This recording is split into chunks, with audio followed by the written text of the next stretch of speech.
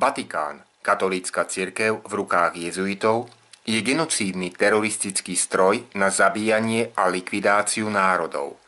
Ešte skôr, ako vás nechám ponoriť sa do tajov toho, čo je Vatikán a aké zločiny robí, chcem avizovať všetkým ľuďom, ktorým chcem pomôcť, aby šírili moje články aj môj YouTube kanál. Na necenzurovaných stránkach nájdete rubriky ľudí, čo tam prispievajú. Jedna z týchto rubrík je moja. Mám tam fotku mimozemšťana a volá sa Gasudarion Anti-Illuminat Andromeda. Ak otvoríte moju rubriku, mám tam približne 103 článkov. Tam sa dozviete úplne všetko, čo pred vami taja a každý z vás sa určite prebudí. Je to všetko napísané tak, aby to pochopil každý človek na Zemi.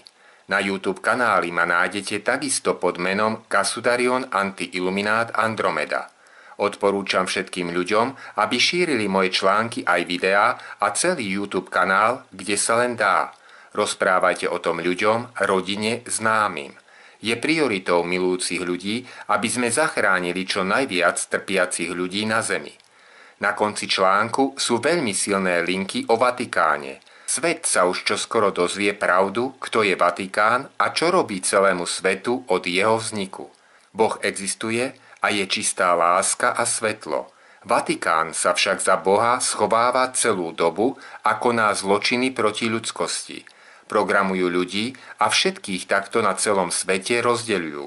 Sú to staré programy, ktoré slúžia k poslušnosti, k ľahkému ovládaniu a k zotročeniu.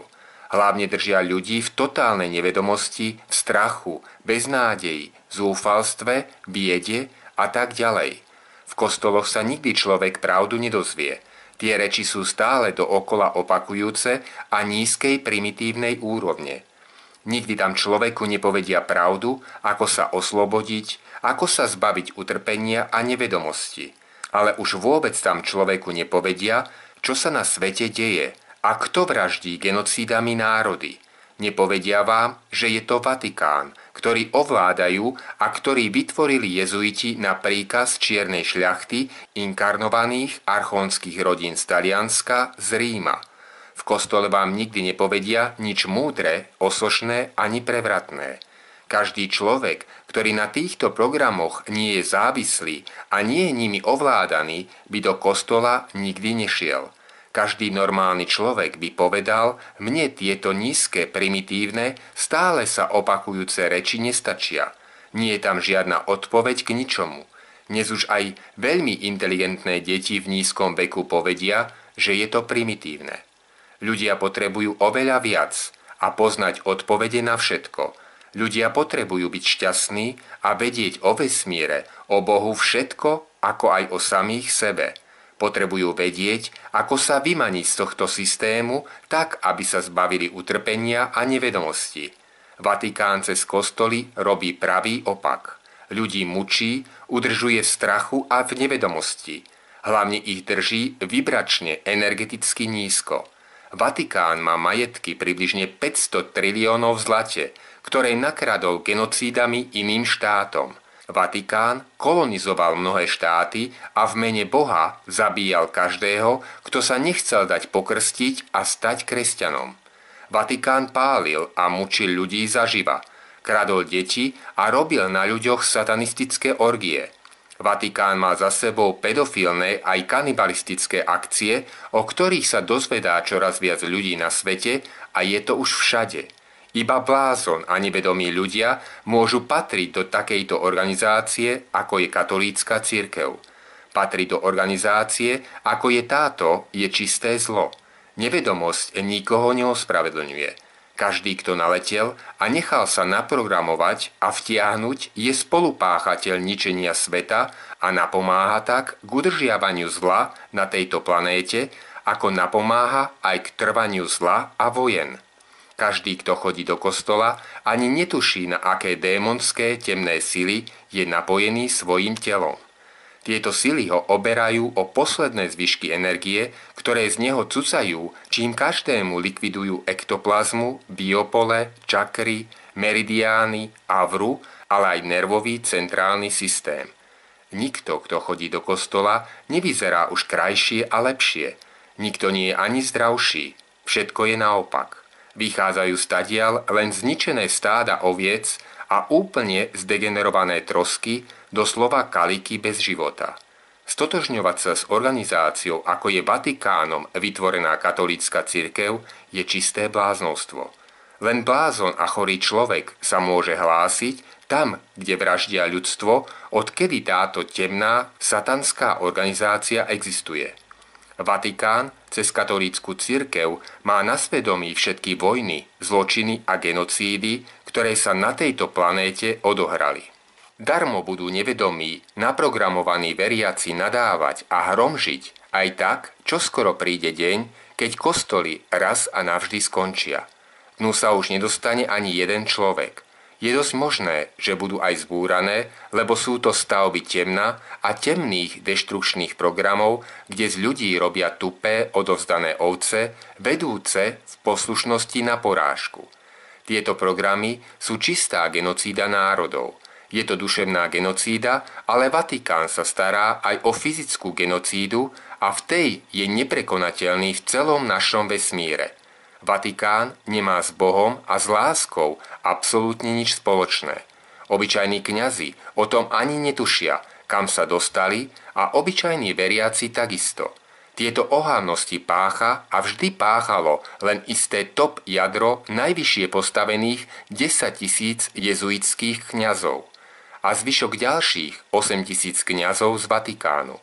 Medzi nimi sú aj vysoko postavení kardináli a každý pápež, ktorý kedy bol pápežom.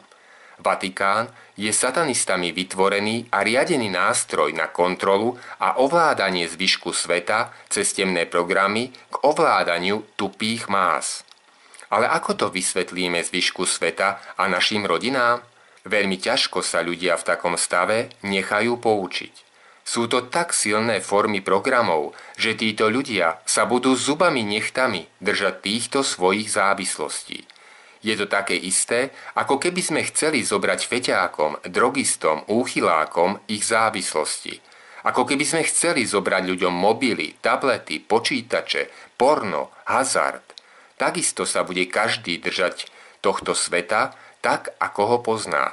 Ak ľuďom berú to, čo poznajú, málo kto sa toho vzdá a rozumne to pustí a naučí sa novému. A hlavne tomu, čo nepozná. Máme pred sebou veľmi veľa práce, ale spoločnou osvetou a hlavne láskou to dokážeme. Zmeníme túto zem na naozajstný raj, kde vojny a zlo nebudú mať svoje miesto. Ale to musíme odstaviť tieto temné sily z tejto zemi a povedať im: dosť, stačilo. Národy sú síce nevedomé a vtiahnuté do tohto zla a programovania, ale sú skôr obeťami. Jedno je isté, žiadny človek na zemi by sám sebe nechcel zle, keby tu nebolo to keby s veľkým K. A to, keby nenaletel na x programov, ktoré mu zakalia vedomie a zmenia mu život na nepoznanie. Naše dejiny by sa úplne inak vyvíjali, ak by nebolo Vatikánu. Ak by neboli isté temné sily a frakcie, ktoré ľudí nielen rozdeľujú na tisíce skupín, aby sme si nerozumeli, nemohli sa zjednotiť, ale ľudí aj programujú a okrádajú o duševný pokoj, čím ich udržujú v nízkych vibračných stavoch, ako je strach, neistota, beznádej, zúfalstvo, nenávisť a závisť. Hlavným faktorom je stále však nevedomosť. Strata nevedomosti je opačný stav a nazýva sa prebudenie a rozvoj ľudského vedomia. Je to stav, kedy každý človek zistí, že sa nemá nechať zatiahnuť do žiadnych programov. Je to stav, ak človek zistí, že sa nemá nechať ovládať a zotročovať. Je to stav, kedy zistí, že sám sebe môže byť pánom. Že môže určovať vývoj aj všetky etapy svojho života úplne sám bez toho, aby bol niekým ovládaný a manipulovaný. Prebudenie je stav, ak človek zistí všetky veci, ku ktorým by sa inak nedostal, ak by sa nezbavil pút a všetkých starých programov, ktoré mu brzdili život a oddiaľovali ho od skutočného zdravia a šťastia. Prebudenie je zároveň zvýšeným stavom vedomia, kde staré zaužívané programy a vzorce správania nemajú už ďalej miesta. Rozvíja sa intuícia, šiestý zmysel, zodpovednosť, láska, ale tá pravá, čistá a úprimná. Láska, ku ktorej boli ľudia vedení Vatikánom, bola slepá a bola len na oko. Láska neklame ľudí, láska ich neprogramuje, láska nie je sebecká, láska všetko dovolí, láska neovláda. Všetko, čo vzniklo a je z pravej lásky, má v sebe tendenciu pre večný život a prináša to ľuďom radosť a iskru v očiach. Ja sa však pýtam, akú radosť ľuďom prináša falošná láska, ktorá za našimi chrbtami robí opak? Ak táto falošná, umelo nanútená láska vraždí, robí genocídy a ľudí zotročuje cez systémy ako banky, médiá, školy, ak táto falošná láska ľudí núti cez finančné otroctvo skončiť na ulici, ak táto falošná láska vnáša nepokoj do našich rodín a živí nás strachom, to s radosťou, pokojom a láskou nemá absolútne nič spoločné. Stali sme sa otrokmi systému a korporácií riadených sociopatmi, ktorí sa hrajú na našich pánov a riaditeľov planéty. Sú to ľudia vyšinutí, schizofrenickí, bez citu a bez lásky. Takíto sociopati nemajú právo vraždiť svet a likvidovať všetko živé. Nemajú právo sami seba stavať nad zákon, ani sami seba vyhlásiť za bohov. Zašlo to už veľmi ďaleko. Teraz táto satanistická organizácia, ktorá sa schováva za Boha, skončí raz a navždy. Je len otázka pár mesiacov, ba možno maximálne roka, kedy celý svet uvidí všetko, čo kedy Vatikán urobil tejto zemi. Títo ľudia mali pod kontrolou médiá a preto nebolo možné pravdu doteraz počuť. Ako sa však karta obrátila a ich rady sa zmenšujú, nastanú akcie, kedy sily svetla prevezmú médiá pod svoju kontrolu. Likvidácia týchto temných skupín, týchto temných síl a zoskupení na zemi prebieha už veľmi dlhú dobu, v tichosti za našimi hlavami. Celé satanistické impérium sa im zničí a rozpadne. Neexistuje sila na zemi ani inde vo vesmíre, ktorá tento stav zastaví. Všetci ľudia na zemi, či chcú alebo nechcú, budú musieť akceptovať tieto holé, nikým a ničím nevyvrátiteľné fakty a dôkazy. Všetky tieto fakty a dôkazy ľudia časom nielen uvidia, ale aj uznajú a pochopia. Na všetko však treba čas, lebo len čas lieči. Celý svet, ako ho poznáme a čo o ňom vieme, sa nám rozpadne a budeme žiť vo svete novom. Vo svete, kde bude všetko iné a nové. Tento svet bude rešpektovať práva človeka a jeho slobodu a dôstojnosť. Tento svet tu bude pre človeka a pre každého z vás. Nastane koniec útlaku, tyranii, programovaniu, bankám, úrokom, úverom, dlhom, pôžičkám, kostolom, náboženstvám, rozdeľovaniu, strachu, vojnám, bezdomovcom. V novom svete nebude miesto pre jediné negatívne akcie a činy. Láska zocelí tento svet a všetky národy sa budú milovať a ctiť. Len láska, tá jediná pravá a čistá, dokáže premeniť tento svet tam, kde už mal byť dávno. Všetci ľudia dostanú nové, pre ľudstvo prospešné technológie. Tieto technológie omladia ľudský organizmus, predĺžia život a každý si bude môcť aj replikátormi vyrobiť to, čo potrebuje. Nazrieme aj do vesmíru a každý z vás uvidí, že sme tu nikdy vo vesmíre neboli sami. Teraz sa to zdá ako choré a mnohí nebudú veriť, ale všetko sa zmení. Ak človek žije v karanténe, ktorá je ohraničená temnými silami a žije Matrix polapený do sietí, v ktorej ho naučia trpieť, je zcela jasné, že človek sa cíti ako v bludnom kruhu. Takto si myslí, že utrpenie nikdy neskončí a že je súčasťou jeho života. Presne takto všetkých ľudí Vatikán a títo satanisti programovali, aby ľudstvo myslelo, že takto má vyzerať náš život. A hlavne im cez systém ukazovali, ako majú myslieť. Týmto systémom cez školy, médiá, náboženstva, ideológie, sekty, hnutia držali ľudí v šachu. Pričom my sme stále donekonečna trpeli, báli sa a žili v strachu. Oni nám kradli energiu a život pred našimi očami. Vraždili, robili genocídy, vojny, kradli štátom peniaze, nerastné suroviny. Nakopili svoje bohatstvo na 500 triliónov v zlate aj v dolároch, ktoré si tlačili cez FED v Spojených štátoch. Náš nepriateľ nie sme my sami medzi sebou, ani naše rodiny, ale náš nepriateľ sa volá Vatikán na čele s katolíckou cirkvou a jezuitmi riadených čiernou šľachtou z Talianska v Ríme. Čím skôr skončia, tým skôr sa všetky kostoly zavrú a zničia, lebo tieto temné deštrukčné programy stále vyžarujú na náš svet a na naše okolie cez omše. Tieto masy ľudí, aj keď v nevedomosti, udržujú zlo na tejto zemi. Nie, že len udržujú, ale ešte aj priamo to zlo finančne podporujú. Kto to podporuje a je súčasťou takej organizácie a v tichosti mlčí, aj keď o tom nevie, dáva súhlas, aby to zlo a naše týranie pokračovalo. Vatikán je satanistami riadená chazarská mafia a dnes to už len nevedomí ľudia nevedia. Vatikán perie peniaze kolumbijskej mafii, konkrétne drogovým kartelom z Bogoty a Medellínu, talianskej mafii 'Ndrangheta, Cosa Nostra aj Camorre, japonskej Yakuze, okrem toho aj mexickým klanom kartel Sinaloa a MS-13, takzvaná Mara Salvatrucha. Tá je jedným z najnebezpečnejších gangov na zemi. Vatikán predáva heroín z Albánska, z Afganistanu, ale aj z Tajska, Laosu a Barmy. Vatikán vraždí svet a robí genocídy. Ale hlavne robí satanizmus a rituálne obrady. Okrem toho Vatikán používa Facebook a všetky sociálne siete ako špionážny nástroj. Odpočúvajú každú osobu na zemi.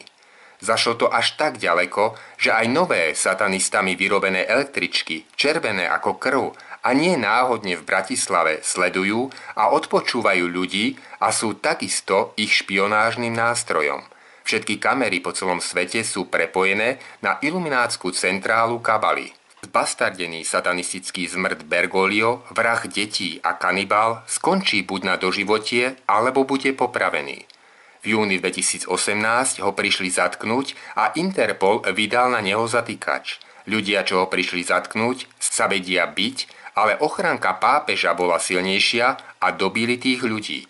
Teraz to má dohru a tá bude stopkou pre celý Vatikán, ktorý je nielen sídlom satanizmu, ale riadi chod sveta a má na svedomí všetky vojny a genocídy na zemi. Bergoglio je len bábka vo Vatikáne. Vatikán vytvorili a ovládajú jezuiti. Jezuiti majú od svojho vzniku vždy opak pápeža, teda majú svojho čierneho pápeža, tzv. Black Pop. Teda čierny pápež je boss a nikto iný. Bergoglio a tento čierny pápež už v roku 2014 boli súdne stíhaní a stáli pred tribunálom za vojnové zločiny a za rituálne satanistické vraždy malých detí aj dospelých, za mučenie a kanibalizmus. Ale pretože nad jezuitmi stojí ešte čierna šľachta z Talianska a riadi zem aj jezuitov a celý Vatikán, tak ich svojou silou oslobodila. Čierna šľachta sú inkarnovaní padlí anjeli zvaní archóni. Oni udržujú status quo, karanténu a otroctvo na našej zemi. Aliancia na čele s Putinom a pozitívnymi armádami, ako aj Galaktická konfederácia, našu zem oslobodzujú a títo sociopati budú zničení. Je to však veľmi dlhý a náročný proces. Obyčajní ľudia sú držaní 26 000 rokov na zemi v nevedomosti. Sú programovaní a udržiavaní x ideológiami tak, aby sme boli rozdielni, aby sme sa líšili, aby sme si nerozumeli. Hlavne, aby sme proti sebe bojovali a navzájom sa urážali, vraždili a nenávideli. Náboženstvá boli umelo vytvorené jezuitmi, čiernou šľachtou len pre jeden účel – rozdeliť ľudstvo na veľa častí a oddialiť od seba. Využívať náboženstva v ľudskej histórii na vojny, na genocídy a keď sú vojny, je čo? Vtedy oni ničia štáty, majú moc, majú peniaze z tých štátov a kradnú im zlato a nerastné suroviny. Nie je to ťažké mať triliardy ako má Vatikán a čierna šľachta, keď tie peniaze kradnú všetkým štátom už stáročia. Celá zem sa čoskoro dozvie, čo sa na zemi deje a kto nám to robí. Potom nenávisť a výsmech skončí. Skončí aj odkazovanie typu čo berieš? Aký matroš používaš? Daj aj mne. Patríš na psychiatriu. Aký doktor ťa lieči? Tieto primitívne, nízkoúrovňové hlášky, fekálne sračky používajú len úboho, nevedomí, neprebudení ľudia, ale aj nasadení trolovia, agenti nového svetového poriadku, ktorý na internete zhadzuje pravdu.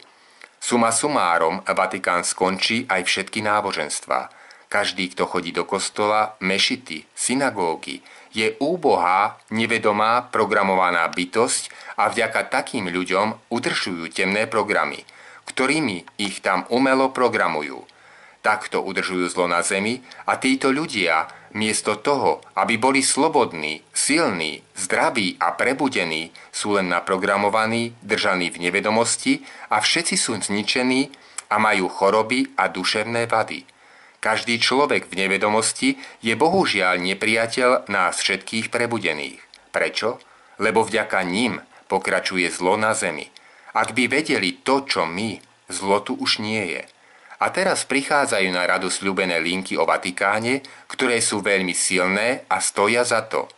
Vatikánsky pedofilný kruh, obchod s deťmi, masové hroby a hľadaní novorodenci. Strašné praktiky satanistov v čele s pápežom Františkom. Pápež unikol pred zatknutím a bol nútený zrušiť rituálne obetovanie detí v deň letného slnovratu. Satanistická pedofilná elita s krvavým Vatikánom a jej kontrola sveta s ich plánom na našu likvidáciu. Rusko je jediná naša záchrana. Muž na tejto fotke je jezuita ako pápež František. Len s tým rozdielom, že je to ich skutočný vodca. Najvyššie postavený medzi jezuitmi nosí titul generál a okrem toho nosí titul čierny pápež, tzv. Black Pop. Volá sa Adolfo Nicolás Pachón. Je vodca inkarnovaných archónov v jezuitskej hierarchii. Nad nimi je len čierna šľachta z Talianska z Ríma. Len tento muž, Adolfo Nicolás Pachón a čierna šľachta ovládajú a vlastnia Vatikán. Čierny pápež má na svojom konte veľmi veľký počet zabitých ľudí v ich obľúbených satanistických rituáloch aj spolu s pápežkom Františkom. Bez milosti jedia ľudí a deti zaživa. Pália ich, pijú ich krv, znásilňujú ich, režú ich a robia s nimi veci, aké si bežný človek nikdy ani nedokáže predstaviť. Okrem iného, kto si myslíte, že má na svedomí horory? Myslím filmy. Nikto iný ako zvrátený satanistický Vatikán. My, obyčajní ľudia, by sme nikdy také zlo nevymysleli. Vatikán má na svedomí všetko utrpenie a zlo sveta.